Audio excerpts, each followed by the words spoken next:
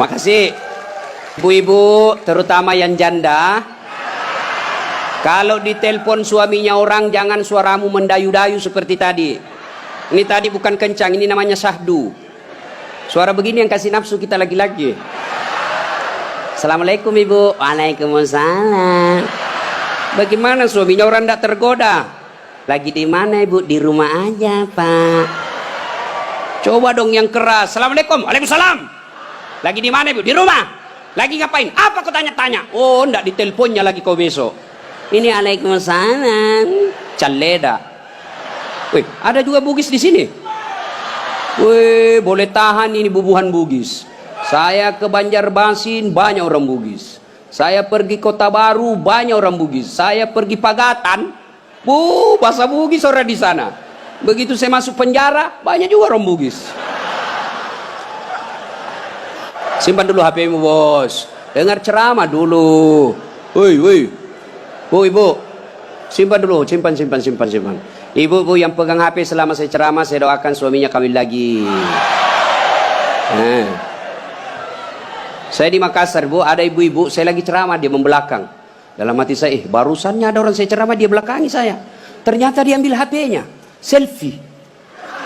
Dia belakangi, baru dia tulis di WhatsApp-nya, latar belakang das atlatif. Woi, saya dijadikan background. Selesai ceramah dia kejar lagi saya. Ini yang kasih repot kita Bib sekarang. Kejar, Ustaz, boleh selfie. Terpaksalah dilayani. Kalau enggak, dia bilang kita sombong sampai mati. Sudah selfie, dia bilang ulang Ustaz, kabur. Ulang lagi Ustaz, kabur Ustaz. Bukan HP kabur, mukamu yang kabur. Jadi bapak-bapak nanti kalau minta maaf sama istri, itu syaratnya. Jabat tangan, senyum, pandang matanya, sebut dosa. Jadi kalau suami minta maaf ibu, suruh sebut judulnya.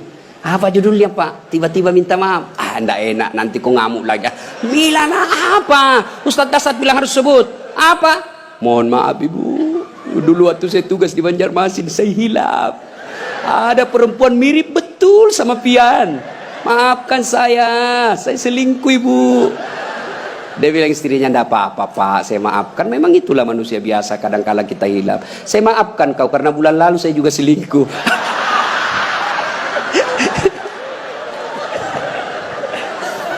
Ibu-ibu, ini sebenarnya bapak-bapak banyak selingkuh gara-gara ibu-ibu juga.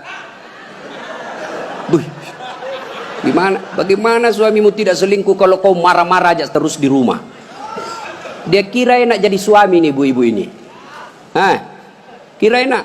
Di kantor kita dimarah-marahi sama pimpinan. Di jalan macet, kadang-kala kehujanan. Ya, di warung kopi masuk WhatsApp tagihan. Sampai di rumah dimaki-maki lagi kita sama istri. Bagaimana kita tidak cepat sakaratil maut? Ini perempuan sekarang seperti cuaca, susah ditebak perasaannya.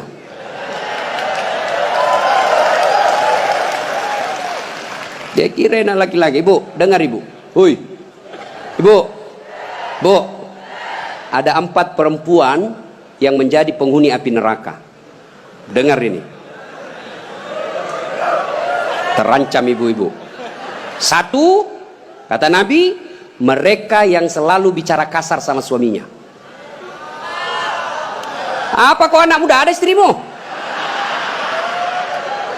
Boleh marah sama suami bu, boleh marah manusiawi, tapi jangan memaki. Ini kalau marah la haula wala quwata illa billah, keluar semua kebun binatang di mulutnya. Bagaimana kita betah di rumah kalau ngomel aja kerjanya? Jadi, ibu, coba dengar itu laki-laki, coba lihat itu laki-laki. Kami pikir ibu bagaimana supaya ibu bisa pakai AC di kamar. Pak, kami pikir bagaimana supaya ibu bisa pakai emas pulang kampung dihargai sama keluarga. Kami pikir bagaimana supaya kalian bisa dibelikan mobil supaya tidak hitam kulitmu. Itu dipikir sama suamimu, makanya jangan suka marah-marah. Takbir. Ada di sini takut sama istrinya? Ada? Berhenti kau jadi laki-laki. Ngamuk Ustaz, kalau dia ngamuk enggak apa-apa. Dia pecahkan piring satu, pecahkan satu lusin. Dia pecahkan semua. Kenapa? Piring, gelas boleh dibeli. Harga diri sebagai suami tidak boleh diinjak-injak istri. Takbir. Ah, itulah yang takut sama istrinya. Oi bu, oi. Satu, perempuan yang menjadi penghuni api neraka yang suka bicara kasar. Boleh marah, tapi jangan memaki. Marah silahkan, manusiawi.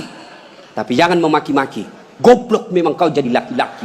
Sudah goblok, hitam, gendut. Wah, ini penghuni neraka ini. Enak juga kalau kita pulang kampung, pulang rumah, capek kita tadi jual ikan, sampai di rumah disambut sama suami dengan senyuman. Bila kamu di sisiku, hati rasa syahdu. Tenang perasaan. Langsung dia bilang, bu, kalau ada duit saya belikan kau emas. Masuk lagi kamar suami, berantakan kamarnya, marah-marah, peluk suami kita sambil menyanyi. Insaflah wahai manusia, bila dirimu bernoda. Itu kan lagu-lagu ibu-ibu dulu, lagu-lagu nasihat. Iya toh? Mungkin Tuhan mulai bosan melihat tingkah kita yang selalu salah dan bangga dengan dosa-dosa, atau alam mulai enggan bersahabat dengan kita. Coba kita bertanya pada rumput. Itu. Jadi kalau suaminya susah rezekinya, singgung dengan itu lagu. Mungkin kau banyak dosa. Itu lagunya ibu-ibu dulu. Sekarang lagunya ibu-ibu apa? Yo ayo, yo ay, beleng-beleng. Senamlah dia di depan kantor bupati. Ibu-ibu di depan, bajunya sempit, roknya sempit. Bapak-bapak di belakang. Ibu-ibu di depan dah jadi pelatih. 1, 2, bapak-bapak di belakang. 3. Bagaimana enggak beleng-beleng semua ini? Putar ke kiri. Apa lagu-lagu begitu? Coba kalau salawat kayak tadi, nyaman perasaan. Ya, woi, ibu. Nah, 1, boleh marah, jangan memaki. 2, perempuan menjadi penghuni api neraka. Mereka yang membebani suaminya melebihi kemampuan suami. Suaminya gajinya cuma 4 juta, tapi gaya hidupnya 7 juta. Kayaknya banyak penderita di sini ya. Hei, ibu-ibu, kenapa kita miskin? Karena kehidupan, gaya hidup kita melebihi rezeki. Allah kasih rezeki 5 juta 1 bulan, tapi gaya hidupnya 8 juta. Akhirnya apa? Ngambil kredit, nggak bisa tenang. Coba kalau gaji kita 5 juta, gaya hidup kita 3 juta, insya Allah tenang perasaan. Kita miskin karena melebihi kemampuan kita. Maka suami kalau rezekinya 3 juta, jangan kau bebani. Ini kan tidak dibebani suaminya. Datanglah itu tukang kredit mobil. Bu, kalau ada mobil bu, tenang ibu. Ibu sudah tidak kehujanan. Pulang kampung nanti, ibu enak lagi. Satu keluarga, nggak perlu lagi naik PT-PT. Enak kan? Ini namanya penjual mobil, semua enak dia cerita. Dia tidak cerita bagaimana kalau kempes banyak. Bagaimana kalau mogok mobilnya? Tidak ada cerita itu. Akhirnya apa? Usullah kepada suaminya, bang, masukin aja deh sertifikat rumah supaya kita bisa mobil. Akhirnya apa? Bulan pertama masih bisa dibayar cicilannya. Bulan kedua tidak bisa. Bulan ketiga, 4 tidak bisa. Akhirnya apa? Diambil mobilnya. Sudah diambil mobilnya, diambil pula sertifikat rumahnya digadai. Mengamuklah gara-gara kau yang tidak bersyukur ini. Maka jangan melebihi kemampuan suami. Ibu-ibu punya siku? Punya? Woi, punya siku? Coba gigit sikunya, bu. Coba. Kalau ada yang bisa gigit sikunya, saya kasih hadiah. Coba, mana bisa? Nah, itulah orang yang memaksakan suaminya melebihi kemampuannya. Dan yang ketiga, kata Nabi, orang yang akan menjadi perempuan penghuni neraka, mereka yang mempertontonkan auratnya di depan lelaki. Bu, terutama ini ahwat cewek-cewek nih, mari kita kerjasama. Kami laki-laki jaga mata, tolong kalian perempuan jaga akhlak. Biar kami setengah mati jaga mata, kalian gentayangan di jalan, habis amal kami bos. Pastilah dilihat, barang bagus.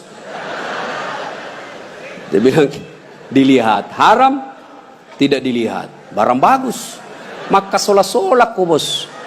Ya? Yang keempat, orang yang akan menjadi perempuan penghuni api neraka, mereka yang tidak mendirikan sholat. Inilah perempuan memang paling banyak tidak mendirikan sholat. Kapan? Selesai haid. Haid 5 hari tambah bonus 2. Dia bilang suaminya, kenapa belum sholat sayang? Biasanya cuma 5 hari. Orang belum bersih, masih ada sedikit-sedikit. Dia bilang suaminya, bohong. Apa bohong? Saya kasih lihat kau. Apa mau dikasih lihat? Ketawa baru kau yang begitu. Kapan lagi perempuan banyak nak sholat? Kalau ada pengantin, mukanya dikira tembok, coklat, biru, krim, abu-abu, jilbabnya 3 lapis, kuning, coklat, jilbab sakaratil maut. Ibu bapak saudara-saudara sekalian ya. Jadi orang yang menyesal di akhirat kelak, mereka yang memutuskan persaudaraan. Maka sebentar ini kalau ada tetangga kita pernah kita sakiti, minta maaf lalu kembalikan barangnya orang.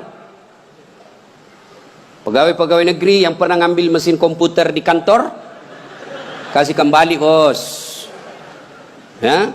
Dan itu kalau tidak dikembalikan, ketika kita di padang mahsyar, dipanggil kita satu-satu. Bayangkan, dari Adam sampai kiamat, kumpul berapa triliun manusia, dipanggillah kita satu-satu. Siapa dulu yang dipanggil? Nenek kita yang duluan mati? Tidak. Kakek kita yang duluan wafat? Tidak. Leluhur kita yang duluan wafat? Tidak. Lalu siapa dulu yang dipanggil? Nama-nama Islam dulu. Abdurrahman, Abdul Jabbar, Siti Fatimah, Aisyah, Mutmainnah, Das'at Latif. Itu dulu dipanggil. Cuncung di belakang kok bos.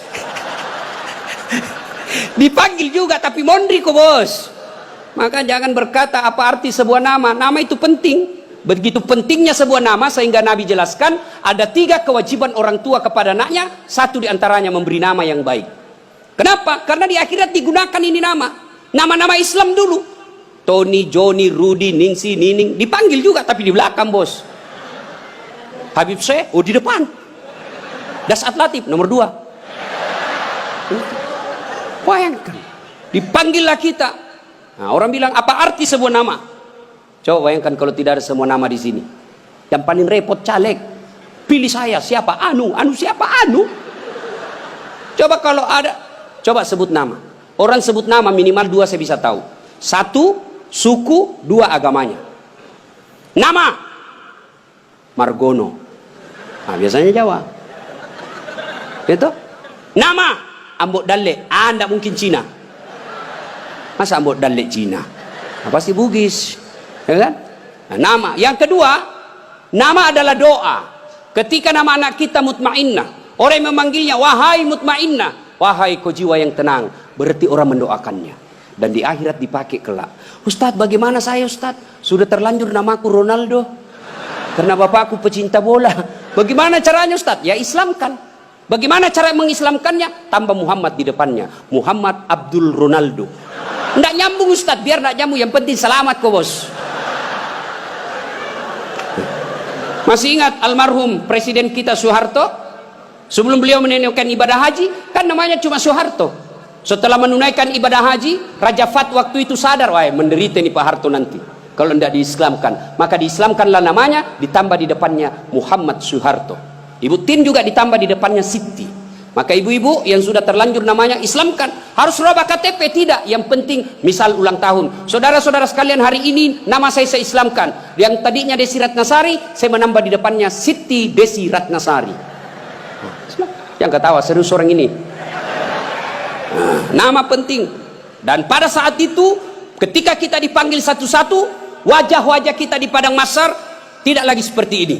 Ada yang mukanya seperti ular. Kata Nabi, siapa yang muka ular? Mereka yang suka menjilat-jilat.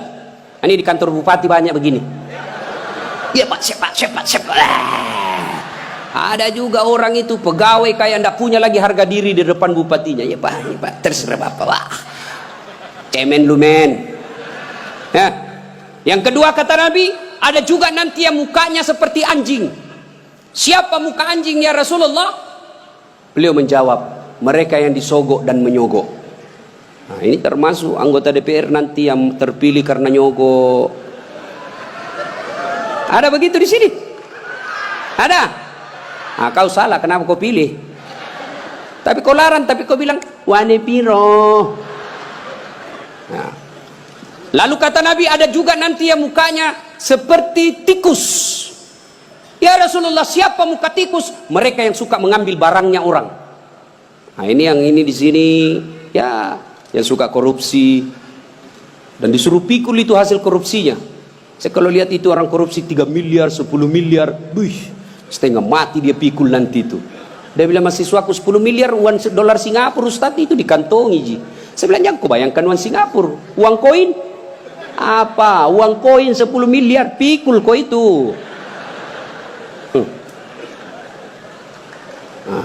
Ada juga kata Nabi yang nanti mukanya seperti kuda. Siapa muka kuda ya Rasulullah? Nabi menjelaskan mereka yang suka mendahului imam ketika sholat berjamaah. Nah, ini anak muda ini yang banyak. Imam belum turun dia sudah turun. Imam belum naik dia sudah naik. Ditanya kenapa kok cepat sekali? Dia bilang ini orang tua Ustaz. Sudah lowbat, saya masih full charge. Tidak boleh begitu bos. Ini juga imam kadangkala harus perhatikan. Ada juga kadangkala imam membalik-balik sunnah Rasul. Nabi jelaskan kalau kau jadi imam ringkaskan bacaan solatmu. Ini baru jadi imam mau takbir aja sudah lama. Gaji itu muakkak mani bawan selesai. Ada juga yang begitu. Kata Nabi ringkaskan bacaan solatmu. Ringkas. Yang kedua kata Nabi, bacalah yang umumnya orang hafal. Tujuannya apa? Satu, orang bisa husuk mengikuti kalau yang dia baca hafal. Coba kalau imamnya membaca kul huwallahu ahad, anak-anak juga ikut di belakang kul huwallahu ahad, karena dia hafal. Begitu imam membaca surah Al-Baqarah ayat 10 sampai 115, la haula wala quwwata illa billah, dia husuk dengan bacaannya, kita husuk dengan hayalan. Kita mau ikut, tidak dihafal, mau ruku, belum selesai, terpaksa kita baca semua itu di dinding. Keadaan keuangan masjid, pengeluaran, saldo, waduh. Sudah dibaca satu tripleks, belum selesai bacaannya imam, dibaca lagi kalender Persatuan Guru Republik Indonesia cabang Kabupaten Tanah Bumbu. Selesai lagi, belum selesai imam, dibaca lagi bajunya orang caleg DPR RI nomor urut 7 dari Partai Nasdem. Dibaca semua Pak. Siapa yang salah? Siapa salah? Imam. Makanya kata Nabi, baca yang umumnya orang hafal dan ringkaskan. Ada orang jadi imam, dites lah anak penghafal, kau jadi imam nak, mau didengar bacaanmu, jadi imam lah, hanya dia yang hafal. Begitu lagi sholat tiba-tiba ada cicak jatuh, kena telinganya, stres hilang hafalannya. Apa sambungannya ini? Dia lupa betul, hening satu masjid. Tiba-tiba imam berkata, tolong bantu di belakang. Dia bilang di belakang, saya juga tidak tahu. Tiba-tiba berteriak, kalau begitu ya sudah, Allahu Akbar. Memangnya anggota DPR. Saya punya pengalaman ini Pak, waktu saya kecil di kampung SMP saya waktu itu sholat asar lama sekali imam sujud. Kenapa lama betul ini imam sujud? Ada apa ini? Tiba-tiba ada kawan saya nakal, diangkat kepalanya, hilang imam. Ternyata yang ditunggu sudah keluar. Dia keluar dari pintu samping, kacau sholat. Selesai sholat ditanya, Pak Imam, kenapa kau tinggalkan kami? Dia bilang, saya kentut nak. Pak Imam, lain kali kalau kentut kasih bangkit dulu kepala supaya kami lihat kau keluar. Dia bilang, saya sengaja, malu saya kau lihat. Kacau. Siapa yang salah? Siapa salah? Siapa salah? Imam. Makanya hati-hati milih imam. Ya, ada lagi kejadian ini waktu saya kuliah KKN. Belum jadi ustadz saya waktu itu. Ada kawan saya dia pakai baju gamis. Wah, saya bilang pasti anak pesantren. Dia jadilah imam dia. Saya di belakang dua anak fakultas sastra. Begitu dia baca Al-Fatihah masih aman. Dia baca Al-Kafirun dalam hatiku, cari penyakit ini orang ini. Benar, dia baca tidak mau sampai. Wala antum abiduna ma a'bud wala ana abidu ma abattum wala antum abiduna ma a'bud wala ana abidu ma wala antum tak putar. Temanku jengkel dia ada sastra, dia kenapa itu tak putar-putar? Lah sudah ini juga saya pikir. Kacau sholat.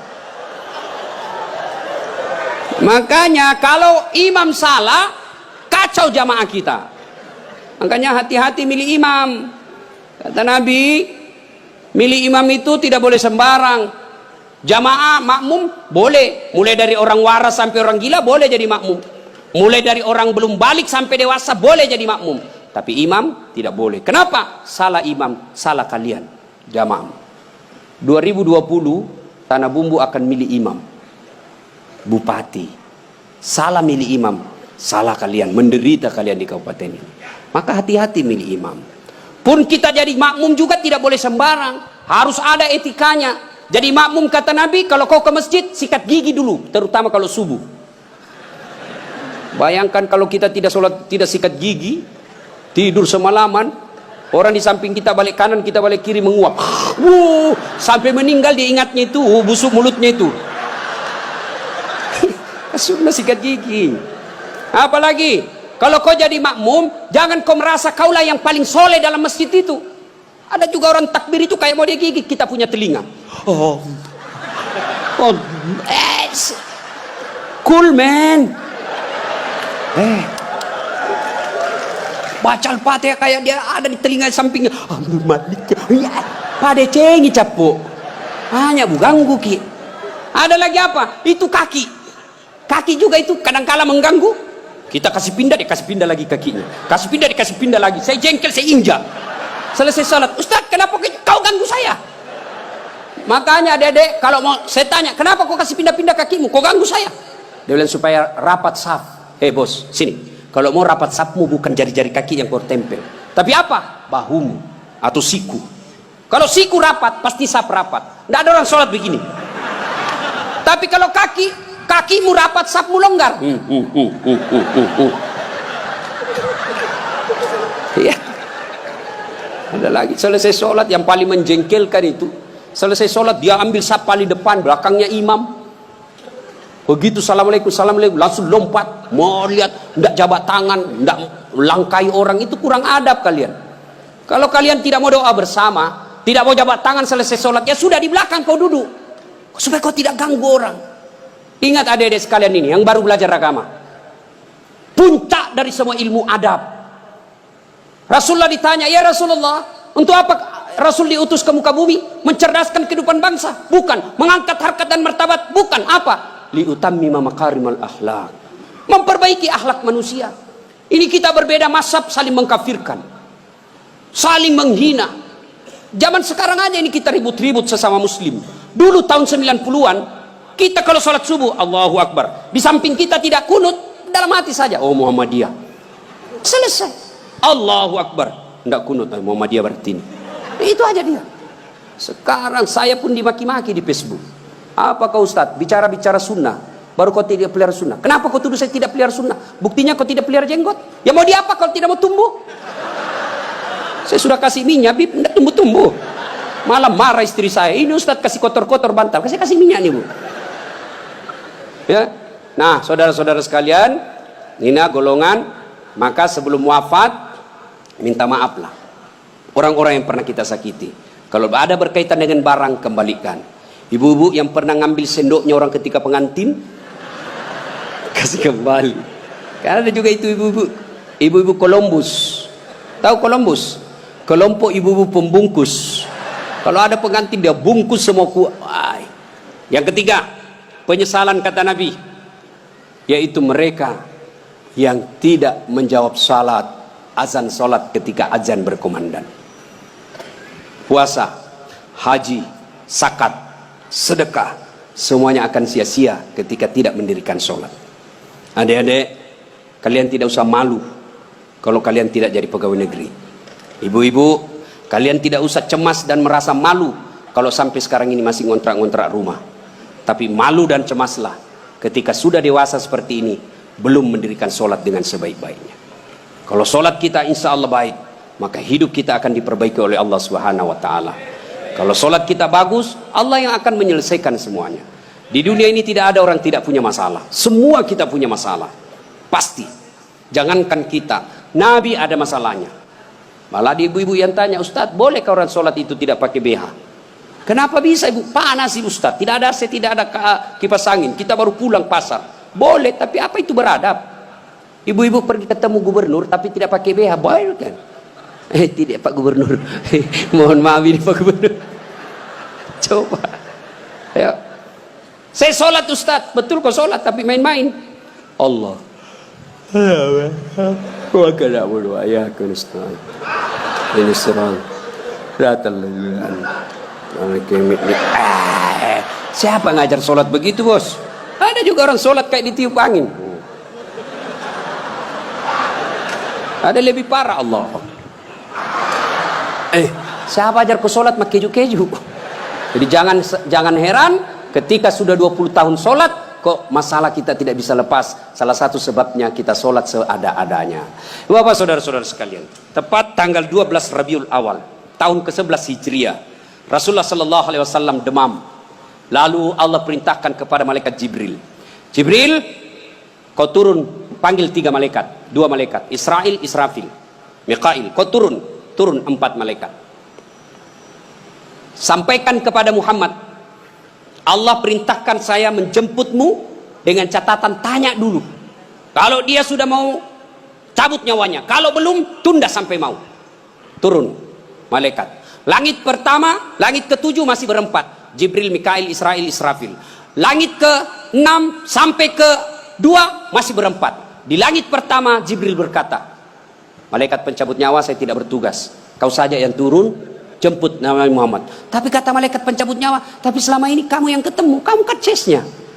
Kamu sahabatnya. Kau turunlah. Saya tunggu kau saja di sini. Turun malaikat pencabut nyawa. Depan rumah Nabi ketuk pintu. Assalamualaikum warahmatullahi wabarakatuh ya Rasulullah. Nabi menjawab, Waalaikumsalam warahmatullahi wabarakatuh. Fatimah buka pintu. Bah, tidak ada orang. Kata Nabi, sudah ada di samping saya.